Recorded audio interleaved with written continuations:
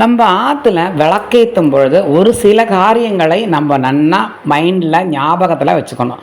விளக்கேற்றணுமேனு கடமைக்காக ஏற்றப்படாது ஒன்று. ரெண்டாவது, குலதெய்வம் வந்துட்டு காமாட்சி விளக்கில் தான் உட்காரும். அதனால காமாட்சி விளக்கு ஏற்றுறது விசேஷம். விளக்கேற்றும் பொழுது நெத்தியில் குங்குமமோ இல்லை ஸ்டிக்கர் போட்டோ ஏதோ ஒன்று இல்லாமல் கண்டிப்பாக ஏற்றப்படாது. ரெண்டாவது, கையில் வளையல் ஏதாவது ஒரு வளையலாவது 2 கையிலையும் போட்டுண்டு விளக்கேற்றுறது ரொம்ப விசேஷம்.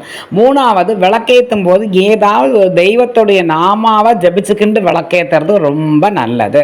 அதுக்கப்புறமா விளக்கு ஏற்றிட்டு 2 பக்கமும் குங்குமம் போட்டு 2 பக்கமும் விளக்கில் வைக்கணும். அதுக்கும் அப்புறமா விளக்கேற்றிட்டு ஒரு கல்கண்டோ இல்லை வாழைப்பழமோ இல்லை சர்க்கரையோ இல்லை பாலோ ஏதோ ஒன்று நைவேத்தியம் பண்ணாமல் இருக்கப்படாது.